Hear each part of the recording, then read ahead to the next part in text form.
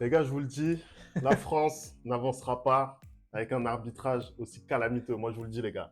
Je vous le dis. Le score, j'en ai rien à battre. J'en ai rien à battre du score, je vous le dis. Moi, j'ai gagné la Ligue 1. Tu vois, ça m'intéresse pas. Le score, ça m'intéresse pas. Mais à un moment donné, je peux pas gâcher un match comme ça. Allez, générique, c'est parti. Ok. Ok, apparemment, je n'ai pas le droit de parler dans cette chaîne. Bah, générique, hein, générique.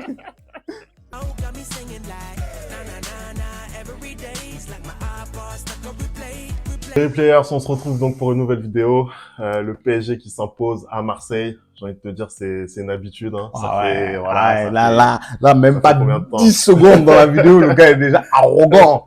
Ah, non, mais Après, c'est factuel, c'est factuel surtout. Ça fait depuis 2011 que Marseille n'a pas battu Paris au Vélodrome en championnat. Donc 13 ans. Ça commence à faire, ouais. Et ce soir, pourtant, il y avait la place. Ah, mais vu les circonstances du match, vraiment, j'ai moi, beaucoup de choses à dire. Il y avait la place. Bon, Anderson, déjà, c'est quoi ton ressenti global sur le match? Stupéfait. Voilà. S'il y a vraiment un mot, c'est stupéfait. Mais pourquoi? Parce que déjà, il y a trop de choses à dire. Déjà, je suis désolé, comme tu l'as dit, l'arbitrage n'est pas au niveau. C'est absolument pas normal que Beraldo il se prenne en rouge sur cette action-là. C'est n'importe quoi. C'est-à-dire que, en fait, si ça avait été, comme j'ai dit, si ça avait été sa première faute, je peux comprendre le carton jaune. Sachant qu'il a déjà un carton jaune, normalement, tu ne donnes pas un carton jaune sur ce qu'il a fait. Et encore moins un carton rouge. C'est n'importe quoi. Mais ils ont quoi, ces arbitres, en fait? Déjà, il y a un truc qu'il faut bien dire, et je l'ai lu pendant le match, c'est que en fait, quand la VAR revient sur une action comme celle-ci, elle est obligée de donner un carton rouge direct. Mais bien sûr, c'est normal parce que elle ne peut pas donner un deuxième carton rouge. Bien sûr, mais ça je le sais parce que les cas d'intervention de la VAR, c'est pour un carton rouge. Donc c'était certainement pas un carton jaune. Mais sauf que à aucun moment sur terre, c'est un rouge. Il n'y a pas annulation de but. D'une action de but, il est à 40 mètres des cages, donc je vois pas comment tu peux lui donner un rouge là-dessus. Comme je te l'ai dit, si c'est au début du match, c'est sa faute, la première faute et tout, c'est un carton jaune. Mais là, prends en compte aussi les conditions du match, c'est un classique. Tu gâches le match en faisant ça en fait. Et surtout que pour moi, la faute n'est même pas évidente. Sincèrement, non, là après moi je suis pas. Pour moi, la faute n'est pas évidente. Moi je suis pas d'accord. Pour moi, il y a débat. Pour moi, il y a faute. Sincèrement, j'entends les gens qui disent qu'il y a faute. Pour moi. Mais moi, je suis désolé, en regardant le ralenti, je vois un épaule contre épaule, je vois un bras qui déborde un petit peu après. Mais pour moi, c'est l'épaule d'abord qui met Aubameyang en difficulté. Et Aubameyang, il est mal placé par rapport au ballon, contrairement à Beraldo, qui lui est très bien placé et ce qui lui permet d'intervenir. On a entendu d'ailleurs sur Prime, puisque c'est Prime qui diffusait le match, on a entendu les anciens défenseurs marseillais dire eux-mêmes qu'il n'y avait pas rouge. Il n'y a jamais rouge. Et pour eux, il n'y avait même pas faute. Sincèrement, je sais pas comment pour moi, la faute se dispute, mais bon. Passons. Donc, stupéfait déjà par l'arbitrage, c'est n'importe quoi, c'est pas au niveau, hein. Ça commence à rejoindre l'Espagne, où on a encore vu des scandales ce soir, mais vas-y, c'est pas grave. Alors, stupéfait aussi concernant le jeu marseillais, parce que, à un moment donné, comment tu peux te retrouver à 10 contre 11 contre ton rival chez toi, à domicile avec un public bouillant, vraiment bravo au public marseillais, et tu perds 2-0. Je ne comprends pas. C'est-à-dire qu'ils ont laissé le match leur échapper totalement. Comment tu peux, dans un match, avoir 20 tirs, 10 cadrés, 0 but? Après, bon, c'est des stats d'assassins, je suis désolé. C'est des stats d'assassins. Le constat au niveau des stats, moi, je le prendrais pas pour argent comptant, parce que sincèrement, je suis désolé, même avec ces plus de 20 tirs et ces 10 tirs cadrés, moi, j'ai pas senti une équipe de l'OM qui vraiment est hyper transcendante. Non, mais quand tu regardes même, non, mais je suis désolé parce que quand tu regardes même les momentum du match, ils ont eu beaucoup de momentum. C'est juste qu'ils ont pas été tueurs. Je suis désolé. Ils ont pas du tout été tueurs. À l'inverse du Paris Saint-Germain. Et encore même, je pense que on a un Dembélé à un moment qui fait une action extraordinaire. Et je sais pas comment il arrive encore à rater son face à face. Et Dembélé, va au village, lave-toi. Non, va au village et lave-toi. Parce que t'as beaucoup de démons en toi. C'est pas normal de rater ça. Surtout qu'Ousmane Dembélé, je le voyais pas aussi faible au niveau de sa frappe, en fait, tu vois. Tu sens même dans la façon de tirer dans la balle, en fait, c'est faible. C'est parce que c'était pas la première. Il y en a eu 2 autres. Il y en a eu pas mal et c'est pas la première fois. on voit souvent ce genre d'occasion ratée, mais moi vraiment je me pose la question sur sa capacité à tirer Mais c'est vraiment ça. correctement dans un Il ballon. va à l'entraînement, il s'entraîne que sur les dribbles. Il dribble toute l'équipe du PSG et il apprend pas à tirer. Mais bon, en tout cas, pour revenir sur le match marseillais, sincèrement, moi, je suis désolé. Tu dois proposer autre chose. Il démarre très bien, en plus, le match, hein, parce que, moi, je trouve que, voilà, dans le premier quart d'heure, C'est eux qui... effectivement, c'est eux qui sont les plus entreprenants. Ils mettent vraiment en difficulté les Parisiens et surtout, ils poussent Paris à faire des erreurs techniques. Et là, je pense notamment à Fabien Ruiz, encore une fois, Fabien Ruiz, qui en plus dans ce registre de relayeur gauche, je trouve qu'il est intéressant par son activité, tu vois. Je le trouve intéressant. Il combine plutôt pas mal avec Kylian, mais il y a tellement de limites chez lui d'un point de vue techniquement, technique. En fait, je sais pas, j'ai l'impression qu'il est capable de souffler le chaud et le froid, en fait. Et je sais pas si c'est lié au match à pression, si voilà, il y a une jauge pour lui en termes d'ambiance et de spectateurs, mais il se sent très rapidement surmené, t'as l'impression, en fait. Je comprends pas ce joueur parce que... Après, c'est très facile aussi quand t'as ce public marseillais bouillant dans les gradins, tu vois. Tu te laisses emporter très vite. Non, mais Fabien Ruiz, il vient de Naples, je suis désolé. Là-bas, voilà, tu vas pas me dire qu'il y a pas d'ambiance, tu vois. Sincèrement. C'est un autre type d'ambiance. C'est un autre type d'ambiance, mais en tout cas, il y en a de l'ambiance à Naples. Et là, sincèrement, Fabien Ruiz, il y a tellement d'erreurs. Alors qu'il est capable de faire des choses avec un ballon qui sont vraiment très, très intéressantes. Mais à ce niveau-là, ça devient vraiment handicapant quand on parle d'une équipe qui est encore en lice pour aller chercher la Ligue des Champions. Après, côté parisien, c'est monté en régime au fur et à mesure de cette première période. J'ai vraiment aimé la deuxième moitié de cette première période jusqu'au carton finalement, jusqu'au carton rouge. Je les ai trouvés un peu plus intéressants, un peu plus de mouvement. Dembélé un peu plus juste aussi dans ses transmissions parce que lui aussi, il a connu un premier quart d'heure très compliqué, j'ai trouvé, dans ses remises, etc. Et assez nonchalant. Assez nonchalant. Il était aussi dans un positionnement de numéro 10. C'est un peu ce qu'on a vu face à la Real Sociedad. Je l'ai trouvé un petit peu plus, un petit peu moins juste techniquement au début du match. Et après, offensivement, on a eu Kylian beaucoup plus transparent, encore une fois. C'est son troisième match, hein. Ça commence à devenir compliqué. Bon, les matchs en équipe de France, les matchs du mois de mars, je les mets de côté parce que c'est un petit peu plus compliqué. On sait qu'il y a moins d'enjeux et que derrière, il a une fin de saison avec le PSG qui l'attend, qui est vraiment excitante. Mais sur ce match-là, dernier classico à Paris. On n'est pas sûr. Tu t'attends. Bien vu la vanne. Dernier classico à Paris, tu t'attends à ce que ça soit mieux. Malheureusement, il passe un petit peu à côté. Et puis, Randal Kolo Muani qui fait les frais en plus de ce carton rouge puisque c'est lui qui sort à la mi-temps, mais qui, sur son côté droit, encore une fois, montre de meilleures dispositions que ce qu'il nous a montré quand il est dans l'axe. C'est vrai qu'à un moment, en première mi-temps, je crois qu'il fait un bon débordement, il fait une bonne remise au centre et je sais plus qui c'est qui la rate. C'est Fabien Ruiz. Fabien Ruiz qui ne cadre pas. Oui, qui ne cadre pas, alors que c'est le but est devant lui, je ne comprends pas. Fabien Ruiz, t'es gaucher, mais à un moment donné, t'as 5 mètres d'écart, à un moment donné, voilà, tu cadres. Ouais, c'est pas normal. Mais voilà, mais en tout cas, Randal qui est dans des meilleures dispositions, et je pense que, voilà, avec Dembélé qui a cette position axiale, j'ai trouvé il y avait des bonnes combinaisons entre les deux, ça marchait plutôt bien. Après, voilà, on parle d'un Paris Saint-Germain qui est prétendant à la victoire finale en Ligue des Champions. Ce qu'ils ont proposé pendant 45 minutes, globalement, c'est quand même insuffisant.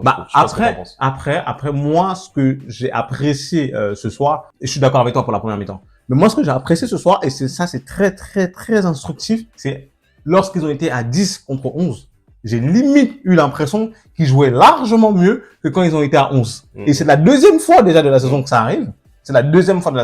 Et une telle résilience, parce que c'est 45 minutes à l'extérieur, contre ton ennemi juré, face à un public, désolé de me répéter, extrêmement bouillant. Et malgré ça, tu arrives à prendre cette pression-là, tu arrives à contrer les attaques adverses et tu finis le match à 0-0. Pourquoi tu finis le match à 0-0? Parce que tu as un excellent gardien encore ce soir. Tu as un excellent Donnarumma ce soir qui te fait les arrêts qu'il doit faire au moment où il doit les faire. T'as encore une fois de plus, on n'arrête pas de dire, je pense que Femi va être d'accord avec moi, un Danilo vraiment qui est le pompier de cette équipe quand ça va pas en défense, qui arrive à chaque fois à faire l'interception qu'il faut, qui arrive à dégager au moment où il faut. Et aussi, je suis surpris même que tu n'en aies pas parlé, je pense que tu vas parler un peu plus tard. Tu as un milieu relayeur en la personne de Vitinha qui est exceptionnel. Parce que quand tu es dans un match comme ça et que c'est compliqué pour toi, il faut être, où tu es à 10 contre 11, il faut être plus juste techniquement. Et tu l'as dit, ils ont commencé à être plus justes techniquement. Et notamment ce premier but-là où il fait, mais vraiment tout sur le but parce qu'il fait la récupération du ballon. Il se projette, il donne le ballon il sollicite une de Dembélé. Dembélé qui lui remet mal le ballon, mais il arrive quand même à le porter devant la défense. Il redécale à Dembélé. Là, pour le coup, Dembélé qui fait vraiment un choix très, très judicieux. Et lui, qui n'est pas attaquant, contrairement à Fabien Ruiz, qui prend le temps de contrôler le ballon, d'ajuster le gardien et mettre son but. Et puis la célébration derrière, face à un public hostile à la Jude Bellingham. Que dire? C'était magnifique. Les célébrations ce soir, ça a été du poulet, hein, avec c'était magnifique. Gonzalo Ramos qui se permet de tendre l'oreille au Vélodrome. Ça, c'était non, mais fort. Du coup, moi, j'ai bien aimé ça. Moi, j'ai bien aimé cet état d'esprit-là on est à 10 contre 11 contre notre ennemi juré.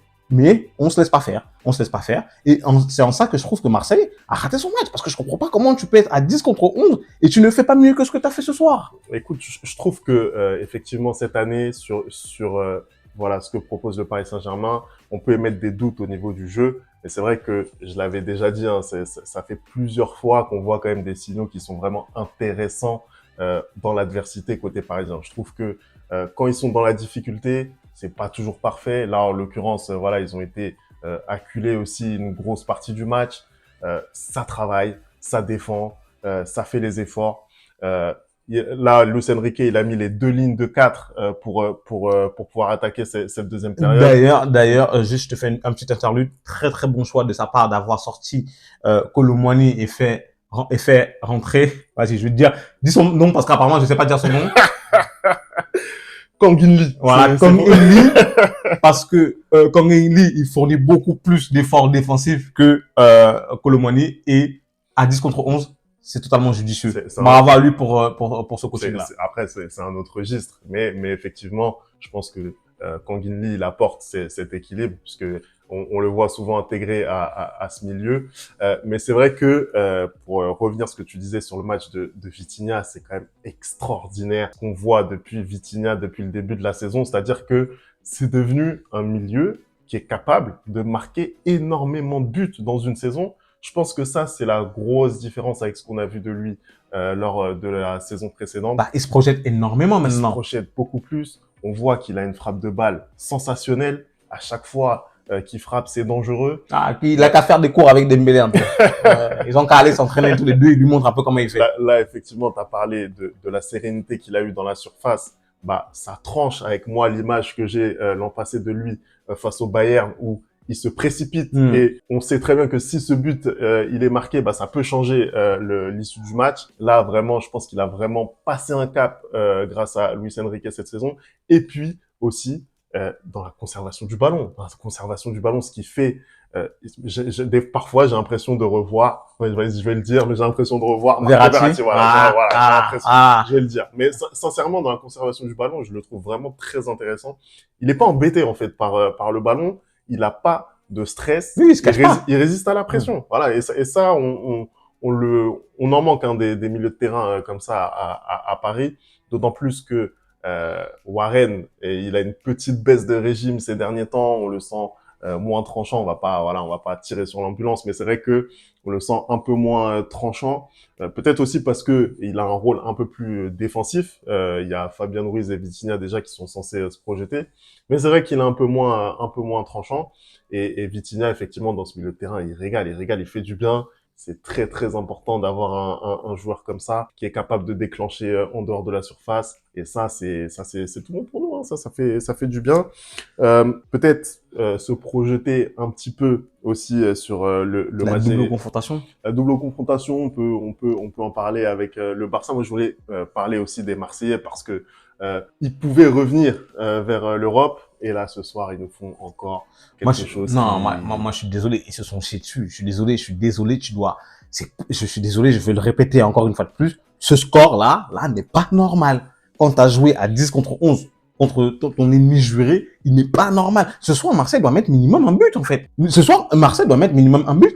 Tant ils ont la place pour le faire. Que ce soit Aubameyang, que ce soit Amin Harit, je trouve qu'ils n'ont pas été justes techniquement. À un moment donné, quand il fallait finir l'action, soit tu as la touche de trop, soit t'es pas dans le bon tempo. D'ailleurs, on a parlé d'arbitrage. J'ai oublié de le dire. Pour moi, ce but de Marseille est valide. Ce but de Marseille est valide parce qu'à aucun moment, c'est que c'est Luis Enrique, il ne gêne Donnarumma. Donnarumma voit très bien le départ du ballon. Et le ballon est cadré, donc il peut très bien plonger. Donc je ne comprends pas. En fait, l'arbitrage a été vraiment calamiteux. Calamiteux. Parce que pour moi, le but de Marseille est valide. Non, je suis d'accord. En fait, là-dessus, effectivement, je suis d'accord avec toi sur le fait que Donnarumma n'est pas gêné. Ça c'est une réalité, c'est factuel. Pour moi, il n'est pas gêné. Après, il est vraiment devant Donnarumma. Je pense que c'est ça qui fait que l'arbitre il siffle. Mais clairement, les gens qui disent que le but aurait dû être validé, moi je suis assez d'accord. Je pense que si ça avait été dans l'autre sens, j'aurais certainement été scandalisé. Voilà. Donc on peut pas dire que voilà. Mais sinon, à part ça, franchement, j'ai pas compris ce qui s'est passé ce soir à Marseille. Depuis que comment il s'appelle leur entraîneur, j'ai oublié. Depuis que Jean-Luc Gasset, le fameux, a repris l'équipe, je trouvais que ça tournait un peu bien. Et là, depuis 2-3 matchs, il y a un petit caillou dans les rouages et ils ont du mal à vraiment finir les actions. Et ce soir, dans ce classique-là, en fait, je trouve qu'ils ont vraiment laissé tomber leurs supporters parce que ils méritaient mieux. Ils méritaient mieux. C'est-à-dire que normalement, ils auraient dû aller au moins minimum aller chercher ce match nul-là. Et Ramos est venu vraiment éteindre le Vélodrome et éteindre leurs espoirs. En fait, à aucun moment, comme tu dis, en fait, j'ai l'impression que tout du long du match, ils ont été menaçants, mais pas vraiment menaçants. Je sais pas si tu vois ce que je veux dire. J'ai pas eu l'impression qu'ils étaient capables de mettre ce but d'égalisateur et d'aller mettre ce but pour gagner le match, en fait. C'est exactement ça. C'est-à-dire que tu ne sentais à aucun moment dans ce match que voilà, ils pouvaient vraiment déborder cette équipe parisienne et c'est terrible à dire alors que t'es à 11 contre 10. En vrai, factuellement, moi, je trouve que il y a quand même eu des choses intéressantes dans la façon de combiner, notamment au milieu du terrain pour pouvoir se projeter. Après, parfois, tu sentais que, que ce soit Amin Harit, Aubameyang, parfois, ça s'oubliait un petit peu, en fait. Ouais, ça j'ai trouvé ça, le ballon qu'il reçoit, au centre, Amin Harit est juste à gauche, il est beaucoup mieux placé, il met une frappe. Il doit être servi.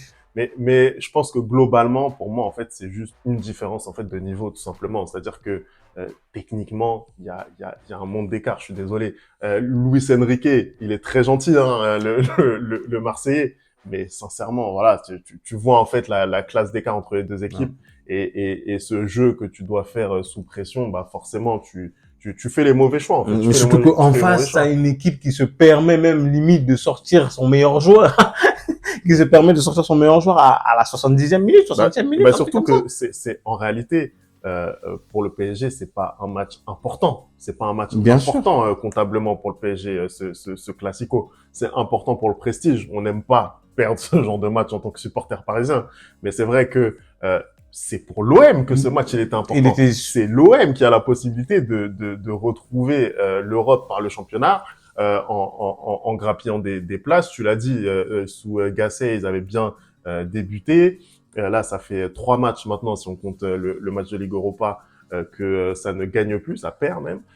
Et effectivement, ça commence à poser problème et tu dois te motiver beaucoup plus sur ce type de match en sachant que tu as la possibilité, encore vu le début de saison incroyable avec tout ce qui s'est passé autour de cet OM, t'as encore la possibilité de jouer l'Europe, tu dois faire beaucoup mieux. En tout cas, voilà, c'est encore une fois un classico perdu pour les Marseillais. Ça commence à faire beaucoup. Ça commence à faire beaucoup. Victoire parisienne 2-0. Merci d'avoir regardé cette vidéo. On n'oublie pas les bonnes habitudes, @lereplayfoot. Vous me dites ce que vous avez pensé de ce match, l'arbitrage, voilà, la prestation parisienne, la prestation de Kylian, la prestation marseillaise. La prestation honteuse du club. Disons les termes. J'en reviens pas que ce mec-là, l'année prochaine, il est peut-être dans mon club. C'est incroyable, ça va être fou. En tout cas, nous, on se retrouve très vite pour une nouvelle vidéo. Ciao!